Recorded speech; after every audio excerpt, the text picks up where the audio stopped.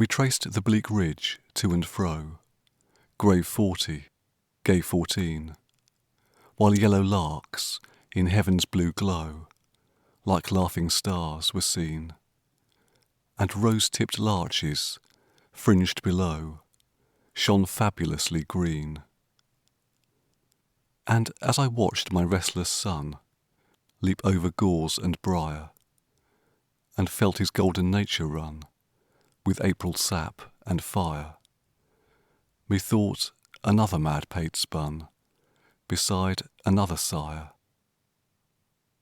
Sudden the 30 years slip by, shot like a curtain's rings. My father treads the ridge, and I the boy that leaps and flings, while eyes that in the churchyard lie seem smiling tenderest things.